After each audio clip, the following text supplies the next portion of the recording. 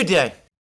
Today is Sunday, 15th June 2025, and I think it's probably fair to say that there are now the first hints and indications that even the West, people are now starting to worry that the conflict between Israel and Iran is not going in the way that perhaps some expected, that Iran has been far from broken by the Israeli attacks, that the Iranian nuclear facilities are in the main fundamentally undamaged, and that Iran's missile strikes on Israel, which continued yesterday for a second night, and apparently even are now starting to take place during the day, suggest that Iran is not just hitting back, but is indeed hitting back successfully in places. I say that because despite all of the talk and all of the claims and all of the boasts about the success, the quality of Israel's air defenses, its Patriot missile systems, its Iron Dome system, its David Slings system, we're now getting more and more evidence that Iranian missiles are successfully penetrating into Israel and are causing damage there. Now, there is very, very heavy fog of war over both sides of the conflicts. Neither side is probably giving us anything remotely close to the full picture. But there are reports of significant damage being done to the cities of Tel Aviv and Haifa, of a research center, the Weizmann Center, having been badly damaged by Iranian strikes, of the Iranian missiles also having hit rather more sensitive locations within Israel, connected with Israel's nuclear program, and of hypersonic missiles, or of what Iran calls hypersonic missiles, which perhaps falls somewhat short of what the Russians would call hypersonic missiles, also being used by the Iranians as well, and successfully evading and penetrating and getting through Israeli air defenses. Moreover, and perhaps more alarming, is the fact that drones, Iranian drones, rather more sophisticated drones than the first generation Shahids that we saw used last year, and which have been used again in this conflict by Iran. But some drones are also reaching Israeli airspace and are able to penetrate and get through Iranian defenses, and are managing to do some damage. Now, it should be said straight away that the Israelis, of course, are also conducting their own attacks on Iran. They are able to operate aircraft over Tehran. The Iranian air defense system around Tehran seems to be gradually coming back into service, and earlier today, there were the first pictures of Iranian air defenses in Tehran actually operating. The Iranians have claimed that over the course of this operation, they've managed to shoot down 3 F-35 stealth fighter jets of the Israeli Air Force. They claim to have captured 2 pilots, one a woman, one a man.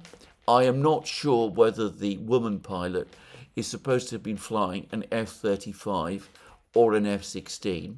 The Iranians have published photos of what they say is the pilot of one of the F-35s they have shot down, the pilot that they allege that they have captured.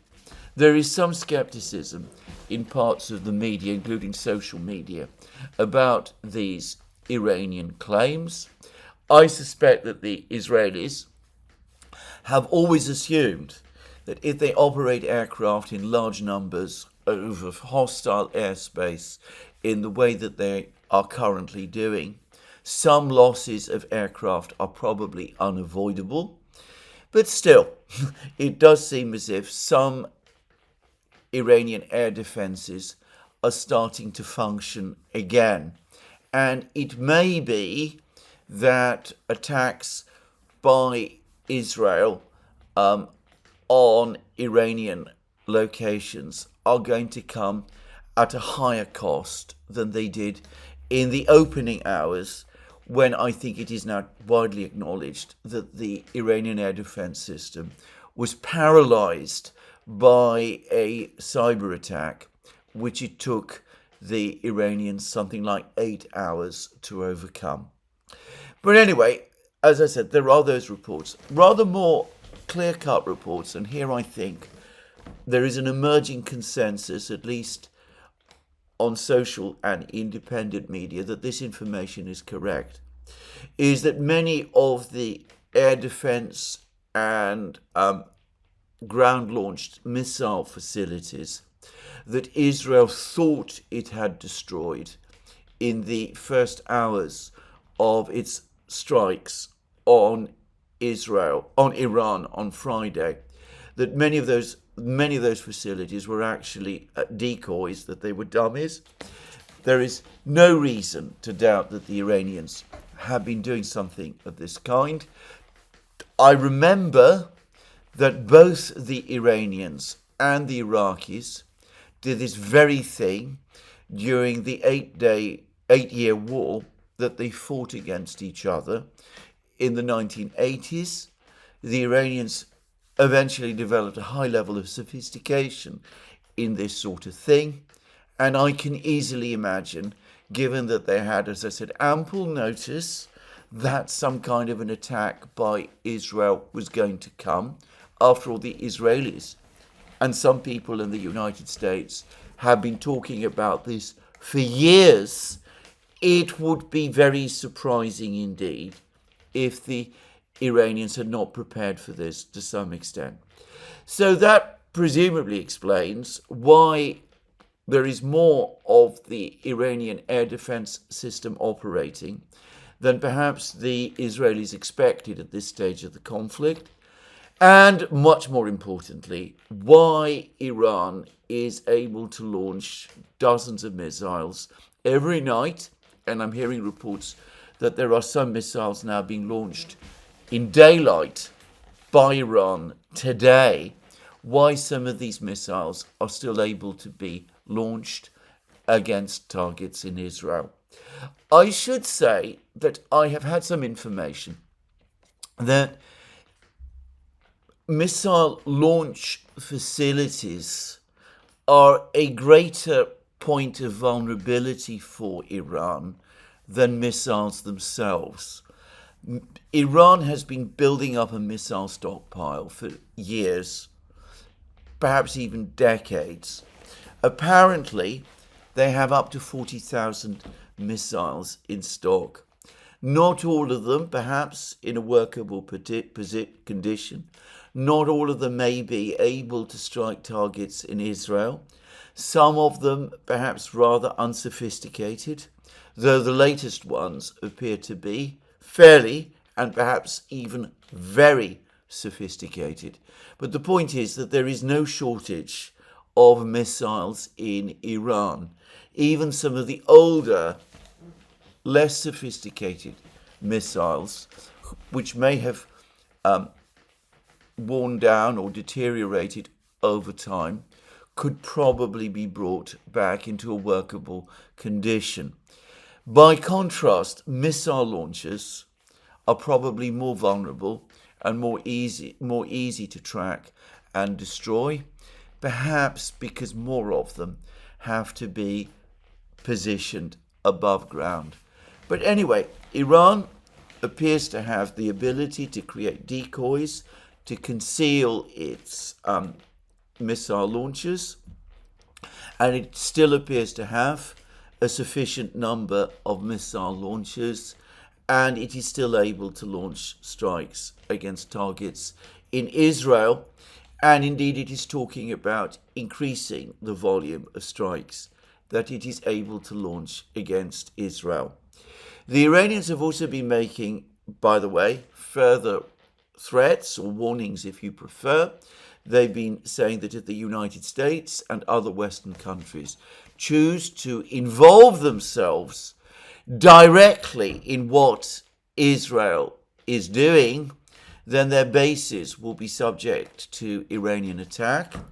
An Iranian official has said that the closing of the Straits of Hormuz is under active consideration, and that would be very alarming for the Western powers if the Iranians were to do that, and it might indeed cause significant imbalances in the world energy markets.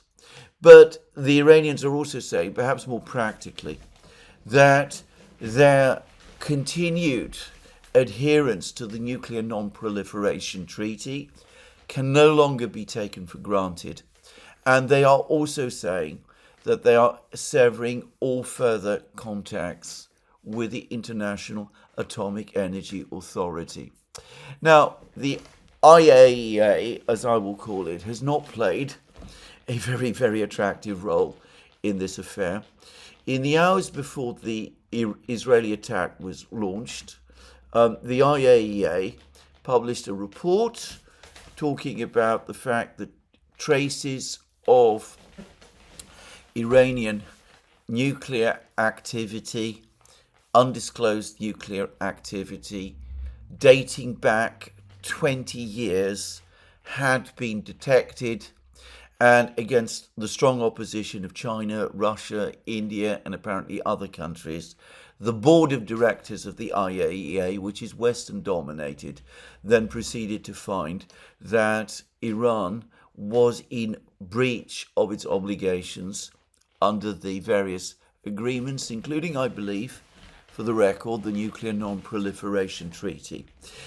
And there is a belief in Iran, which, by the way, I believe to be true, that the IAEA has been passing on information about Iranian nuclear sites to the Western powers, and either directly or indirectly to Israel as well. Now, this is, of course, a consistent pattern with these international organizations. I should say that the Russians are also deeply angry by the IAEA and its chair, Mr. Grossi.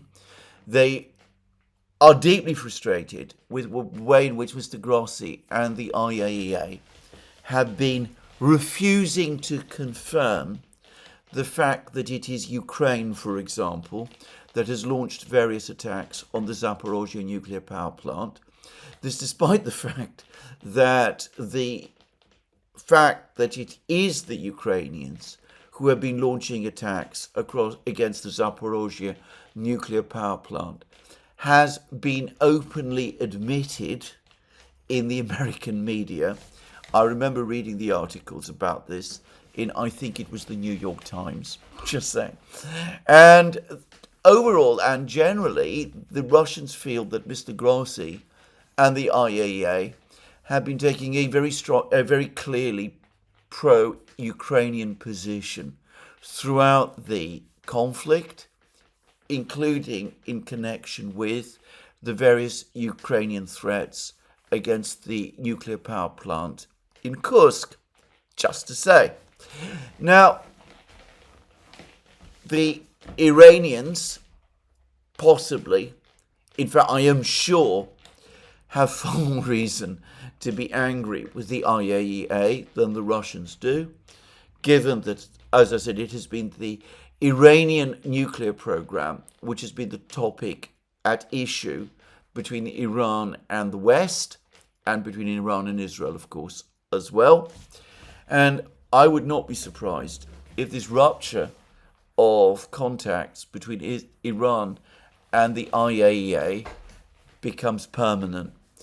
And for the further record, though the messaging from Iran at the moment is that they have not yet made a decision to pull out of the Nuclear Non-Proliferation Treaty.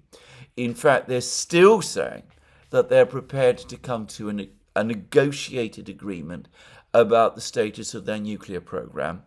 Um, Despite all of that, and despite the fact that I also think that the Iranians are not yet have not yet reached or made the decision to stop, to block the Straits of Hormuz. There are clear arguments in Iran against doing that. It would upset and antagonize the Gulf states, for example, which for the moment are condemning the Israeli attacks and are taking a position overall, at least publicly, of neutrality.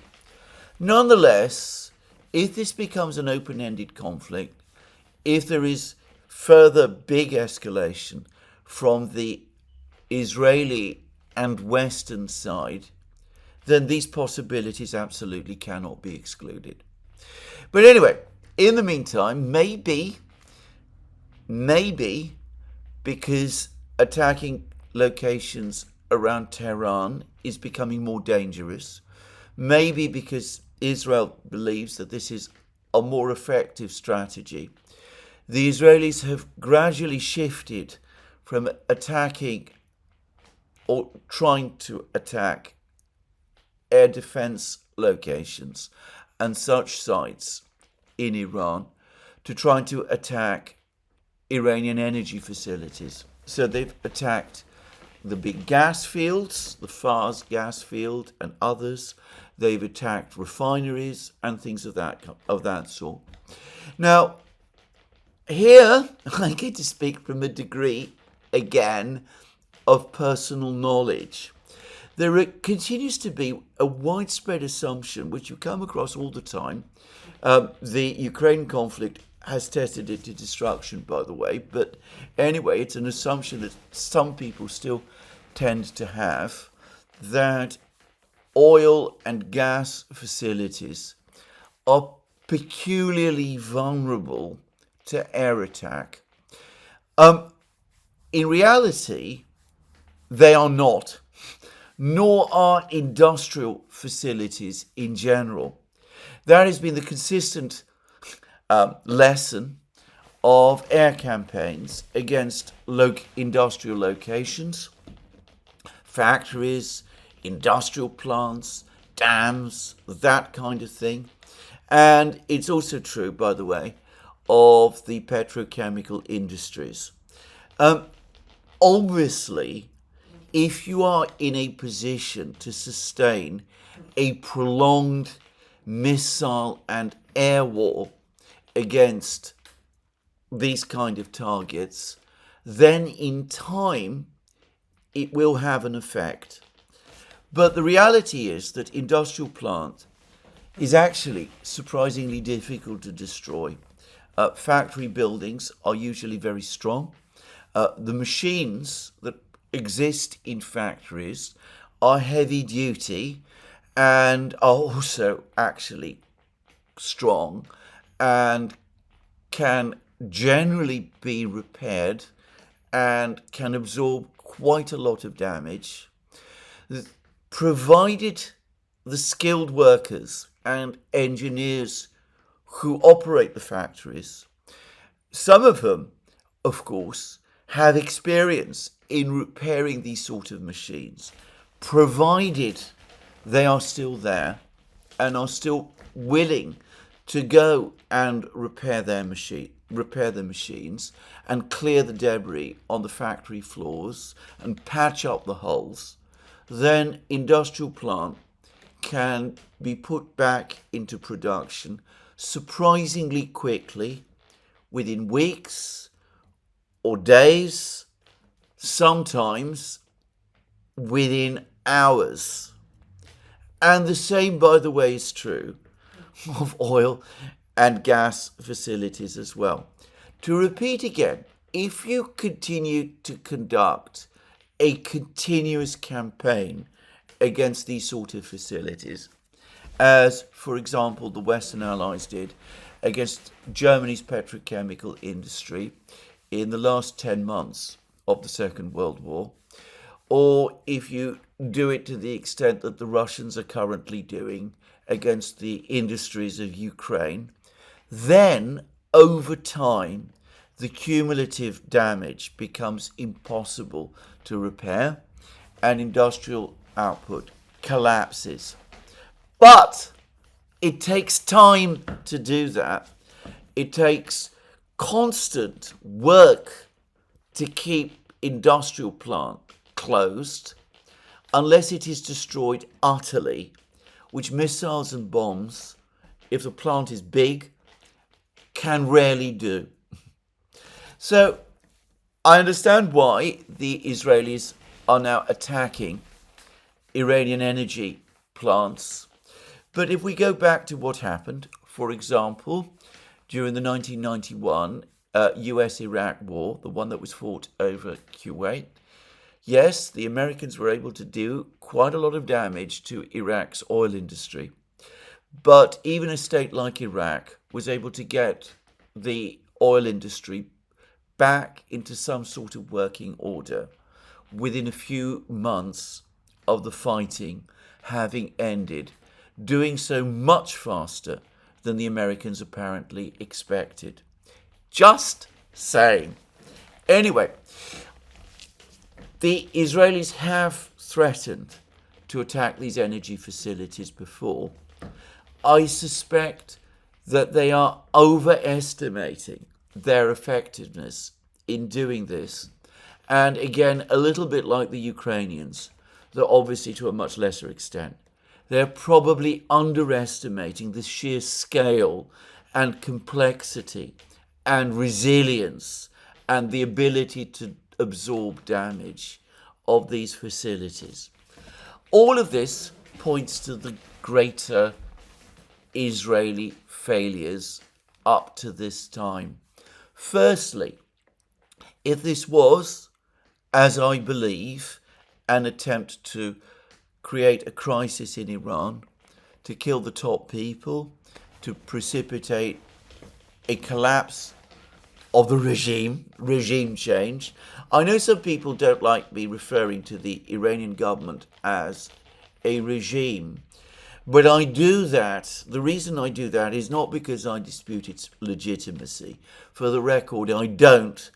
It is because I want to explain that it is regime change, the expression that is constantly used in the West, that in my opinion the Israelis have been aiming for, and that of course regime change is defeated by regime resilience. Anyway, to repeat, there is no sign of the Iranian government or the Iranian regime at the moment losing control of the situation in Iran, or facing widespread protests, or seeing its security services disintegrate, or seeing the country, the population, engage in an uprising against it. Of course, it's early days, and maybe over a prolonged conflict, something like that might start to happen. But then one can also argue that over a prolonged conflict, a government, or regime, if you prefer, gradually begins to develop its own mechanisms of overcoming the pressure and retaining control. Anyway, there is no sign that any of that is happening. As I said, the Iranian government has replaced all of the people who have been killed. There's no sign of any major disruption or collapse in the functioning of Iranian civil or political or indeed military institutions. And on the contrary, the evidence points to the Iranians having come back from the blow they suffered on the first few hours of the attacks on the 13th of June. Now, as to the other possible objective of the Israelis, the one they talk to all the time, the objective of setting back the Iranian nuclear program, I think it is now universally acknowledged that Israeli strikes on the facilities of this program at Natanz, Fordow, and Isfahan have been, well, I won't say completely ineffective, but they haven't been able to dent the program to any major extent. And, well, it doesn't look as if that is going to change. The facilities, as has been long known, are deeply hardened. They are far underground, apparently, buried inside mountains, as it is sometimes put. And Israel simply doesn't have, apparently, the munitions to penetrate and destroy these facilities. There was apparently some hopes that certain missiles that Israel has developed might be able to do that. I've been hearing about these missiles, but it doesn't seem as if they have been successful. And ultimately, with people like Ehud Olmert, the former Israeli Prime Minister, for saying that Israel lacks the capacity to destroy these facilities, with Israel unable so far to cause the collapse of the regime. That's again why I use that word. With the Iranians still able to go on hitting targets in Israel, depleting Israeli air defenses, bypassing those air defenses, as that they are increasingly able to do. There are reports that even the U.S. and Western air forces, which have been shooting down drones as they fly towards Israel from Iran, are now also starting to experience problems of wear and tear, of missile shortages, and that kind of thing. Pilots are becoming tired. The stress of constant operations against drones, which just keep on coming, is starting to take a toll, even after these few days. The drones present a problem, as the Ukrainians have discovered. Do the Western powers and the Israelis allow the drones to get through,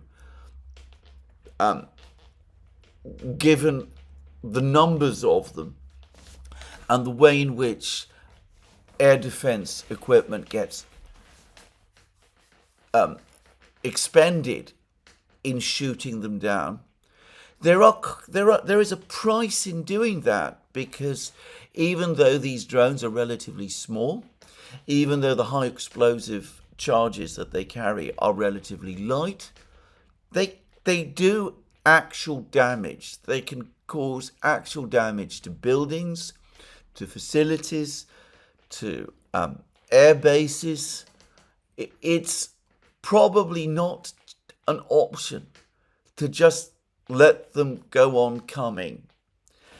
But if, on the other hand, you try to stop them coming, then you get that problem of resource depletion. You're using expensive missiles and expensive aircraft to shoot these drones down. The drones themselves are relatively cheap. They can be produced in enormous quantities. The Iranians can continue to send them flying towards Iran in huge numbers. It's difficult to go on doing that continuously without this having, in the end, a significant depletion effect on your air defense forces. So Israel continues to do serious damage to Iran. And I'm going to say straight away that despite some claims that you're getting from the Iranian side, I believe that for the moment at least, the damage Israel is doing to Iran is much greater than the damage that Iran is doing to Israel. But to repeat again, Iran is a very much bigger country. It has a huge territory. It is mountainous. It has a population of over 90 million people.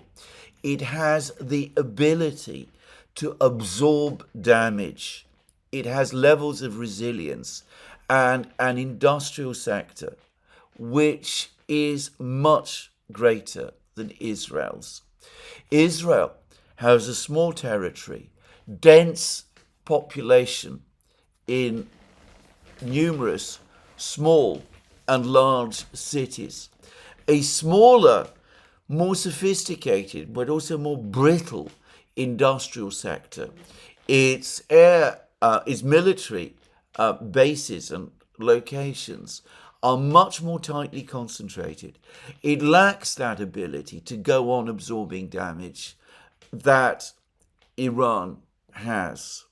And eventually, even if for the moment it is Israel that is doing more damage and harm to Iran, over time, the advantages of scale that Iran possesses will inevitably begin to tell.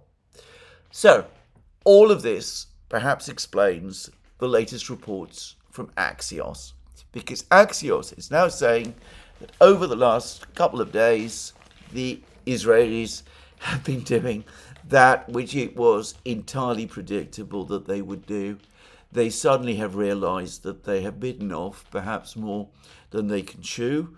They can't knock out the Iranian leadership. They can't destroy its missile systems. They cannot destroy its nuclear facilities. So they're going to the United States and they're asking the United States to become involved. And they want the United States to join in the operation against Iran. And the reports that we're getting from Axios is that for the moment, the Trump administration is saying no. I wonder how long that can last. Just to say, I have already said why I have always felt that this operation was, from an American point of view, a march of folly. Either the United States stands back from this operation, as it is pretending to do. It's not really doing, but it is pretending to do. In which case, sooner or later, Israel will become exhausted, and the Iranians will be in a position of advantage, or it intervenes itself, in which case, given that the Iranians will still possess many of the advantages of resiliency and scale that I have been talking about already, and the Iranians might also at that point be in a position to call for help from their friends. I will come to that shortly. The United States could easily find itself locked in another forever war against a far more formidable adversary in the Middle East than it has ever encountered up to now. Now, it could be, in fact, it almost certainly is, that the fact that this is the dilemma that the United States is now starting to face is beginning to hit home, and that this explains some of the very strange words and statements that have been coming out of Western officials. Because in the first hours after the Israeli attack, you got clear indications from Europe, from the United States, that this was entirely Iran's fault, that the Iranians hadn't agreed to make the deal. In other words, they hadn't agreed to capitulate to Western demands, and that they'd brought this crisis on themselves. You still get this from time to time. Now, suddenly, we are told, the European governments are now suddenly all saying that it is now very urgent to end the conflict, to prevent it escalating further, to see some way towards a diplomatic, negotiated solution. This is suddenly what they have all taken to saying. And someone else has taken to saying it too. And that is, of course, none other than the President of the United States, Donald Trump. Now, Donald Trump has had a conversation with Vladimir Putin of Russia. The first conversation, by the way, the first telephone call, in which it was a very angry Putin, as we will say, who called him, rather than Trump who called Putin. I will come to that shortly. But consider a further message that Donald Trump has now published on Truth Social, talking about the current situation. The United States had nothing to do with the attack on Iran tonight. If we are attacked in any way, shape or form by Iran, and the full strength and might of the US armed forces will come down on you at levels never seen before. However, we can easily get a deal done between Iran and Israel and end this bloody conflict. The US had nothing to do with the attack on Iran tonight. This is apparently said following statements by the Iranian Foreign Minister, Mr. Arakchi, in which he has straightforwardly said that the United States is deeply implicated in what Israel is doing, and that Iran sees no point or logic in continuing with the negotiations whilst the Israelis and the Americans are in effect attacking Iran. But anyway, nothing to do with the attack on Iran. This is the same President Trump who a few days ago was making comments seized on by all sorts of people, saying that, he was absolutely all there with what the Israelis had done. It was, all part of some clever, cunning plan in which he and the Israelis had been working together. He wasn't just informed about it. He didn't just get a heads up about it. He had a lot more input in it than that. And now that same Donald Trump, who was saying all of those things just a few days ago, is now saying that the United States has nothing to do with the attack on Iran. It's nothing to do with him. It has nothing to do with the United States. He is entirely innocent. All of those words of a few days ago obviously were never said at all. We're all invited to forget them. This had nothing to do with him or with the United States. And please, please don't attack us, Iran, because if you do, well, things will get very, very bad, very, very nasty, as if they weren't that already. Now, as I said in my program yesterday, there are still people who think that there is some great Machiavellian plan behind what has been happening here. Someone, I'm going to say who, contacted me and suggested that the deception was not the deception to trick Iran into thinking that an attack upon itself was not coming when it really was. As I've said already in many programs, impossible to believe that the Iranians could have been deceived in that way, given that the media was full of reports about an imminent attack upon Iran by Israel, reports which I talked about in at least 2 programs before they happened, before the attack happened, including one which is a live stream in which I was having a discussion on this very issue with Professor Jeffrey Sachs. But anyway, it's been suggested that the deception was about the negotiations between Iran and the United States, that the United States was deceiving Iran into thinking that the United States was serious about negotiations. Well, again, I just don't really see what the sense of that was. I mean, if the United States was using negotiations to trick Iran into making serious concessions, something which, just to say, Angela Merkel successfully did with the Russians back in 2015, with the Minsk agreement. Both the September 2014 Minsk agreement and the February 2015 Minsk agreement, well then I could see some kind of, as I said, point in this deception. But to repeat again, the Iranians made no concessions at all. They made no fundamental concessions. And they were fully informed, or ought to have been fully informed, in advance that an attack upon them was coming. It seems to me all of these statements that we've had from Trump, which contradict statements made by Marco Rubio and other Russian officials, is just Trump again trying to take credit for what he initially thought was a very successful Israeli operation, and which he's now trying to distance himself from. The United States had nothing to do with the attack on Iran. Now that it turns out that that attack is not quite as successful as he believed before.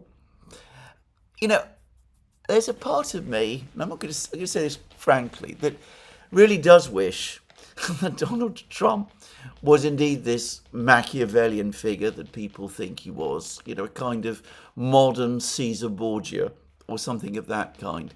Because if he really was executing some cunning plan of this kind, there would be some reason to think that he actually had control over this process and knew how and when to stop.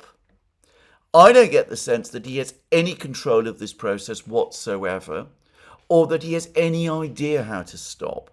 He's now wants negotiations. He wants to get the deal done so as to end what he calls the bloody conflict. But he's not making any proposals or putting forward any ideas. And he probably senses what must be true, that any negotiation that takes place now would find the Iranians in an absolutely furious mood and taking a far more hardline position than they had done previously, which unfortunately creates the risk that Trump is not going to be able, or won't be able, or won't want to start any serious negotiation at all, and will go along with Netanyahu's demands for a further uncontrolled escalation, which is going to lead to far worse outcomes and far more trouble. In my opinion, and I speak with a knowledge of history behind me, it is far, far better to be dealing with a wicked scoundrel than a fool.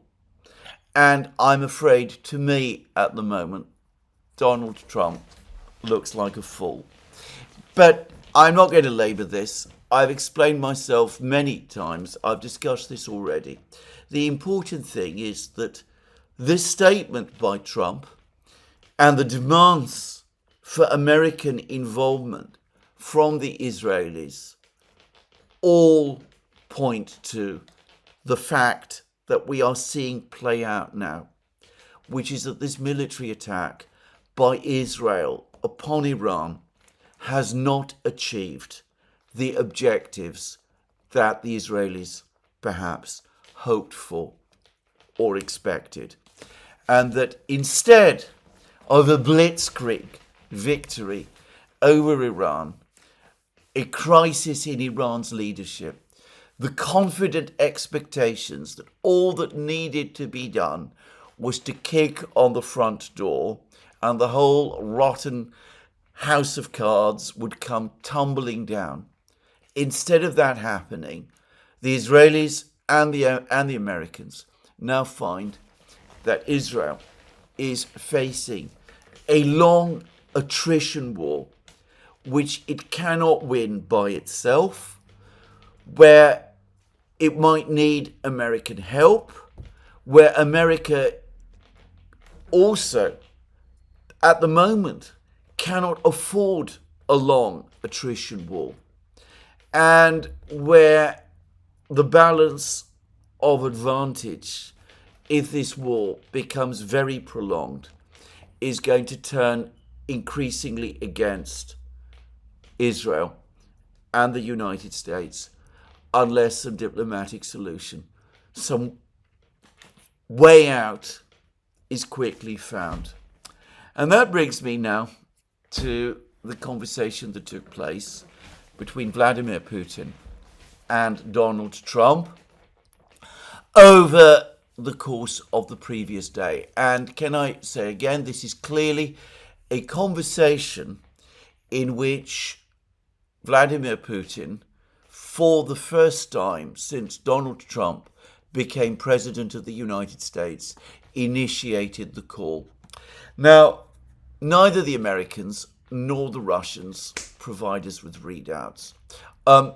Previously, whenever there were telephone calls between the American and Russian leaders, each government provided us with a readout of what the call said.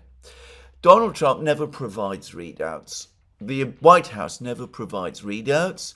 What we get instead is Donald Trump giving us his own thoughts about the conversation, which appears on Truth Social.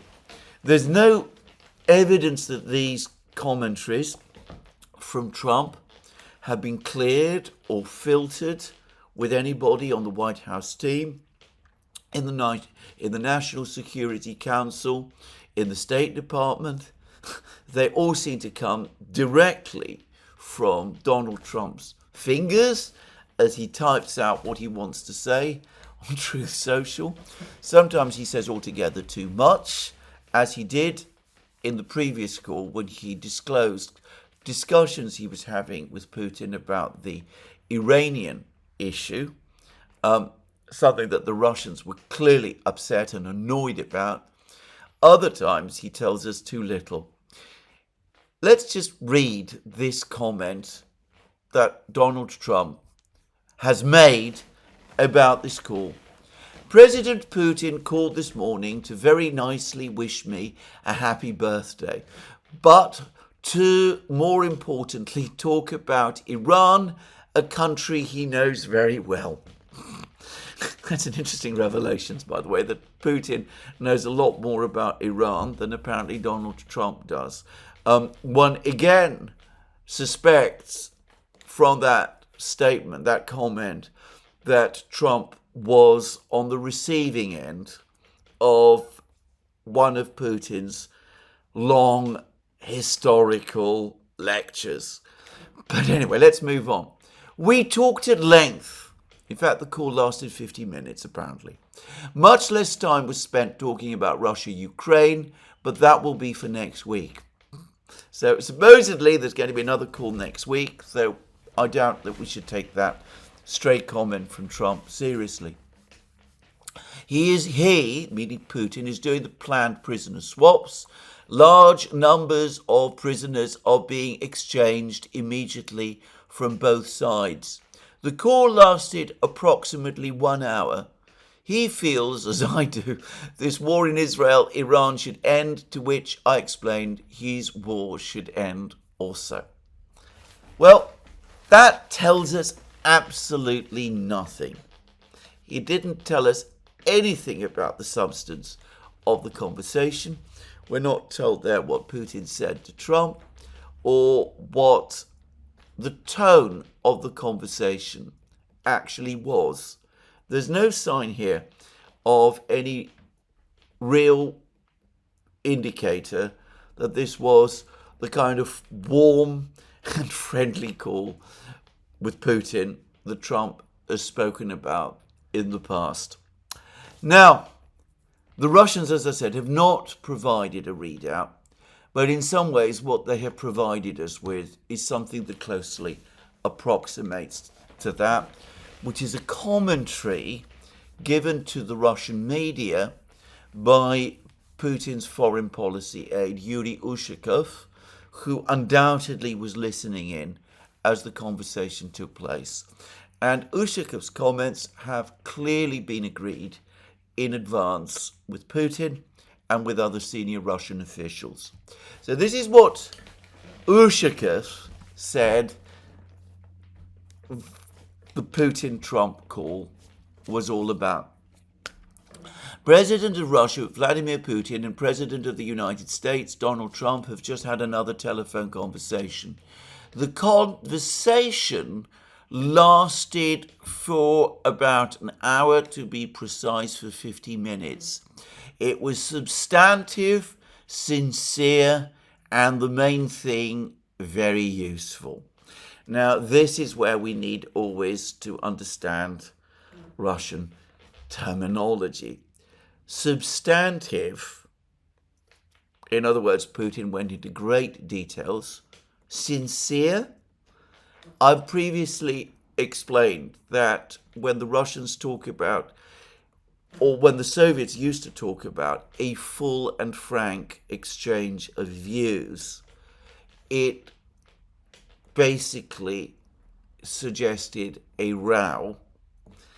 And, well, substantive and sincere, doesn't that come very, very close to the old terminology of full and thorough, of full and frank exchange of views?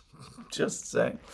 Doesn't suggest a very friendly call. And notice that nowhere in these comments of Ushakov, as we're going to see, is there any indication, the slightest hint that the call was a warm or friendly one.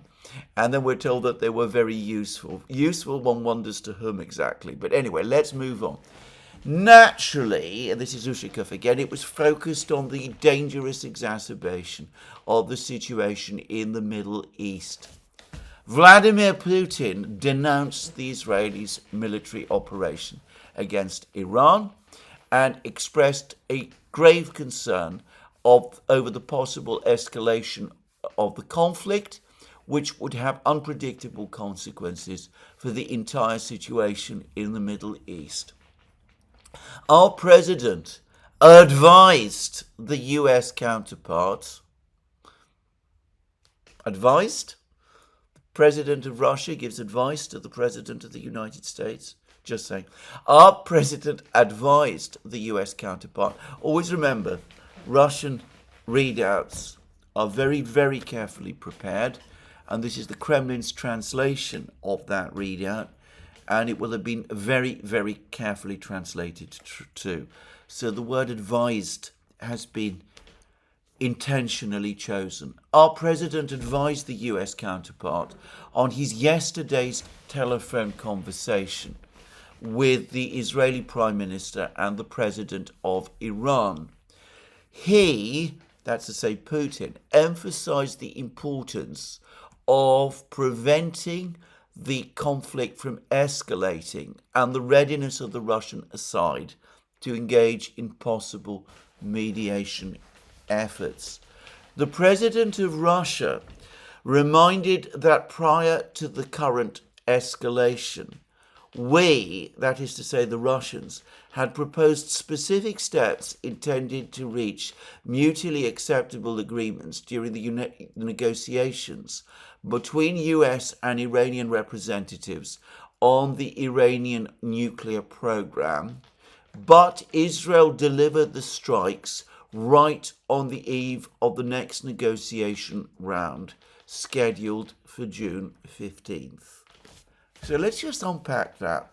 Our president Vladimir Putin denounced, that's extremely strong language from the Russians, and they didn't criticize, they didn't say that this is wrong, they denounced the Israelis' military operation against Iran and expressed a grave concern over the possible escalation of the conflict, which would have unpredictable consequences for the entire situation in the Middle East.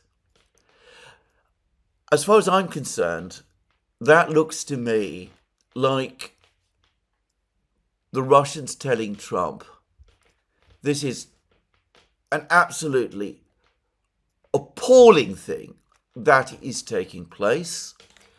And don't you, the United States, dare to become involved, directly involved.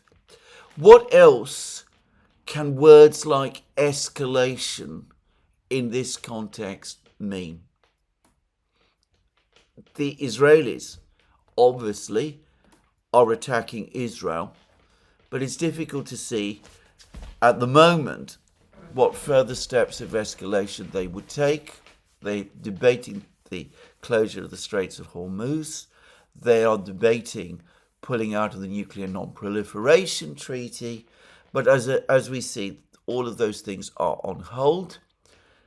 It looks as if the Russian president has given a clear warning to the American president that the United States should not escalate by becoming directly involved in the conflict.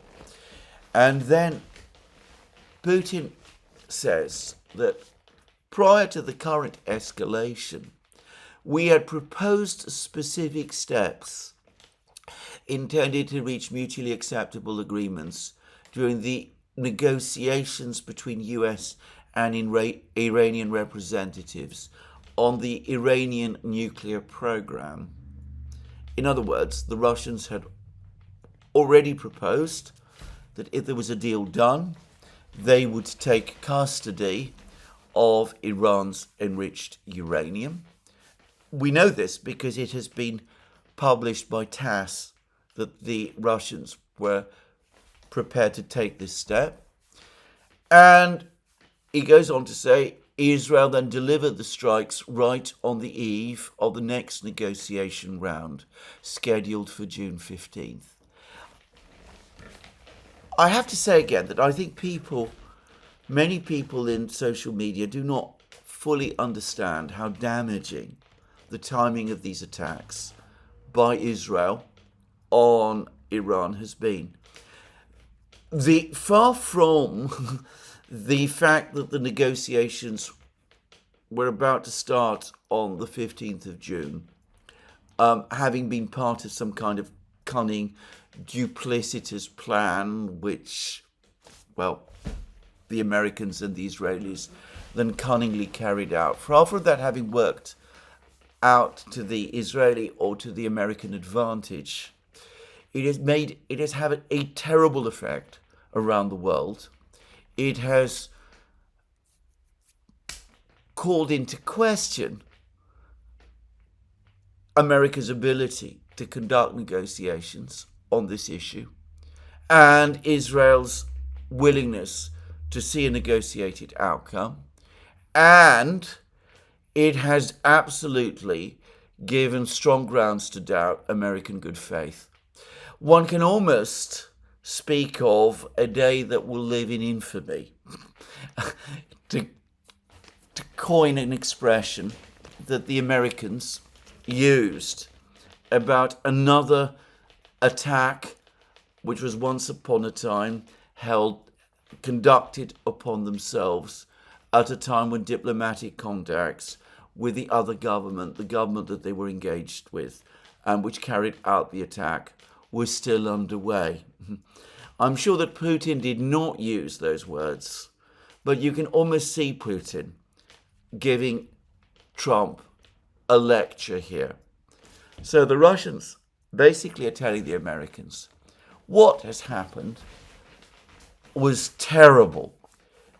It is terrible that the Israelis did this thing. It is terrible that you knew about it in advance and didn't stop them. It is terrible that you undermined negotiations which seem to be heading towards a positive outcome. And don't you dare escalate further, because if you do, consequences will follow, and we will come to that soon. And then we read, and this is again from Ushakov, Russia's principle-based approach and interest in the settlement remain unchanged, and as Vladimir Putin noted, we will continue to act proceeding from this position. And then, for his part, Donald Trump also views the situation as very alarming admitting, however, the effectiveness of Israel's strikes on its targets in Iran. But it is characteristic that the Russian and US presidents, notwithstanding such a complicated situation, do not rule out a return to the negotiation track on Iran's nuclear program. So the Russians are telling the Americans, this has got to stop. It's got to stop now. And you have got to go back and negotiate with the Iranians as you were due to do on the 15th of June. There is very good reason to think that the Russians have been telling the Iranians and the Israelis the same thing, by the way. The Iranians have, over the last few hours, also said that they are prepared to return to the negotiations. And they've even said, though they have said, that they are not prepared to make any more concessions over the course of those negotiations than they have previously done. So they retain their position. The only party that for the moment continues to refuse or reject negotiations is Israel. And then the Russian readout goes on to say, or at least Ushakov's account of the conversation between Trump and Putin goes on to say, incidentally, as Donald Trump noted, the team of US negotiators is ready for resuming work with Iranian representatives. As it is known, 5 rounds of such indirect talks took place with Oman's mediation.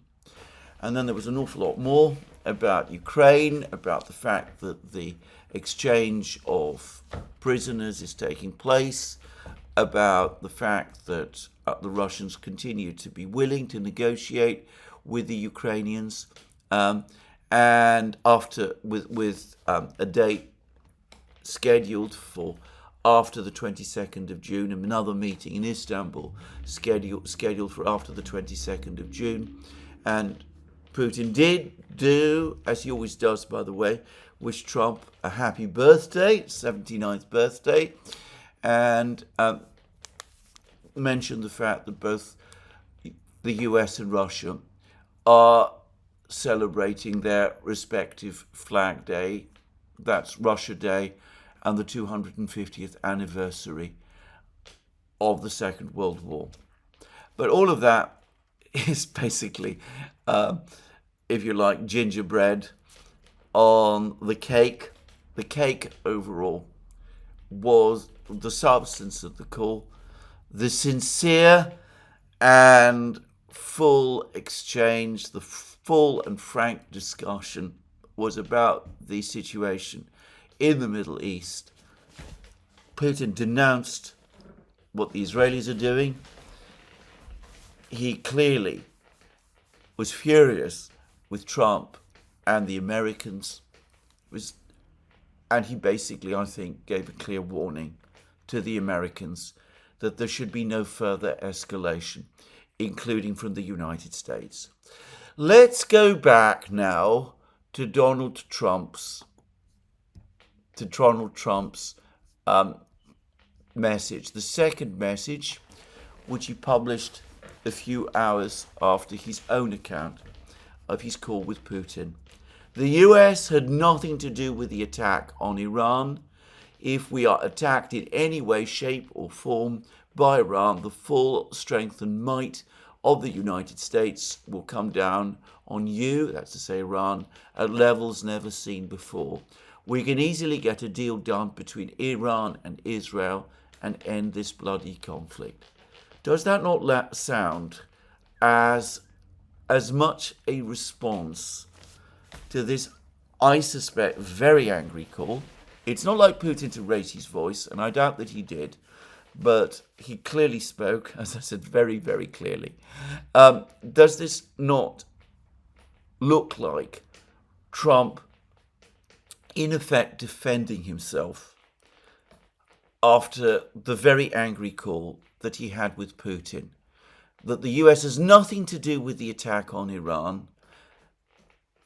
In other words, the United States is not involved, despite what Putin says, that the United States will only respond if it is itself attacked, and that the United States also wants to see this situation brought under control and negotiations where they left off to resume.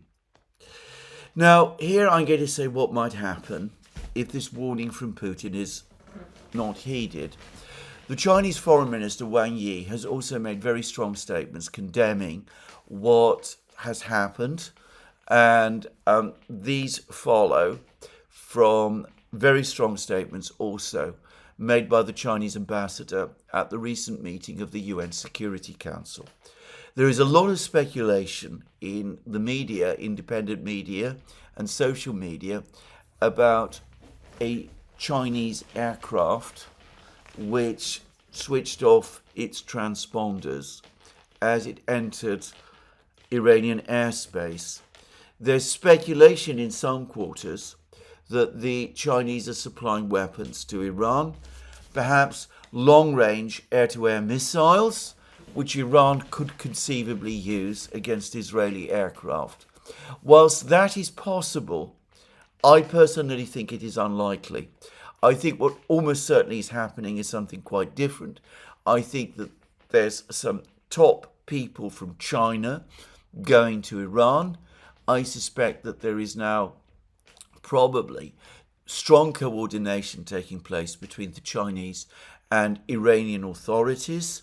And I would not be surprised if some of these people who went from China to Iran, were military people, and that China was starting to play a role, maybe, in providing Iran with intelligence and that kind of thing. But if this thing goes on for a long time, a military response from China and Russia is not impossible. Now, again, when I talk about these things, all sorts of people are skeptical. They say that Putin and China are weak and dithery countries. The Israelis, for example, conduct attacks, but they don't respond. They do respond. They've responded in the case of Russia by launching the special military operation against Ukraine, and in the case of China, by preparing for a possible operation against Taiwan. Now, they have also shown readiness to respond to situations of this kind in the past. Now, let me revisit a moment in history which Israelis probably remember, though people in the West do not. After the Six-Day War in 1967, Israel took control of the Sinai Peninsula and conducted increasingly aggressive air raids deep into Egyptian territory, conducting airstrikes, regular airstrikes, against the Egyptian capital, Cairo. And Egypt, which was in no condition or position to stop these attacks, eventually turned to the Soviet Union for help. And the Egyptian president, Gamal Abdel Nasser, visited Moscow in the autumn of 1969. And there was apparently a rather contentious meeting between Nasser and the Soviet leadership, the Soviet Politburo. But after that meeting, the Soviets decided that they would assist Egypt to bring these Israeli attacks west of the Suez Canal to a stop. And the Soviets then initiated an operation called Operation Kavkaz. This is the Soviet name for it, whereby around 20,000 Soviet technicians with radars and surface-to-air missiles, mostly S-125 Dvinas, the SAM missile known in the West as the SAM-3, which in 1969 was state-of-the-art. Anyway, these Soviet technicians came to Egypt, and the Soviets also sent a force from their air defense forces of MiG-21 fighter jets piloted by Soviet pilots. And what then happened was that the Soviets basically took over the air defense of Cairo, and they established a air defense shield or wall, which they then gradually began to move incrementally westwards until it eventually reached the Suez Canal. Now, this was not a smooth and easy operation. There were Israeli strikes on the Soviets. There was a very embarrassing incident where some MiG-21 fighters, some Soviet-piloted MiG-21 fighters, were ambushed by the Israeli Air Force, and I think it was about 5 fighter jets were shot down. That, by the way, just in parenthesis, resulted in a major reorganization of training systems within the Soviet Air Force. The Soviets established their own Top Gun training system following that attack. But anyway, the long and the short of it is that the Soviets did manage to advance their wall of surface-to-air missiles to the canal and to stop Israeli strikes on Cairo, and eventually a series of ceasefires were negotiated by the Americans, bringing basically those attacks by the Israelis on Cairo to a stop. So the Russians intervened then, and I do not think it is inconceivable that the Russians and perhaps the Chinese, perhaps the Russians and the Chinese together, might conceivably, if the situation got critical enough, do something like that again. It would not be uncontroversial in Russia, by the way, just as some Soviet officials in 1969 opposed that operation. The Soviet Prime Minister at the time, Alexei Kosygin, was against it. Some people in Russia would be unhappy if Russia became directly involved in this way. But they did it then, and they did it successfully, and they could potentially do it again. Obviously, Israeli aircraft are far more sophisticated today than they were at that time, but then so are Russian air defenses. There is really no comparison in terms of technical proficiency as between the SAM-3s of the 1960s and the S-400s of today. Just saying. So I'm not saying this is going to happen, and I'm not saying that the Russians have decided on that or that plans for it exist. But it is not impossible that something like this can happen. After all, Putin is using very, very strong language about this particular attack. He's saying that he denounces it, and the Chinese are talking in a similar way. And interestingly, that whole operation, the one that the Soviets were involved in 1970 mostly, came to be called in Israel the War of Attrition, based on a misunderstanding of a speech of the Egyptian President Gamal Nasser. And as I discussed in my program yesterday, it is a war of attrition that Israel and the United States are potentially facing now. We could quite plausibly see an escalation over the next couple of days or weeks. I think it is also possible, and the idea should not be discounted, that we will also see a ceasefire, a cessation of strikes. In which case, to be absolutely clear about it, it will be the Iranians who will have come out on top.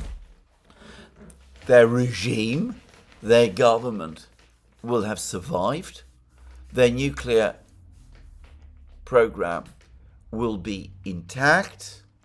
They will have shown that they can inflict heavy blows on Israel, and they will also have shown that the United States is reluctant to take them on. I am not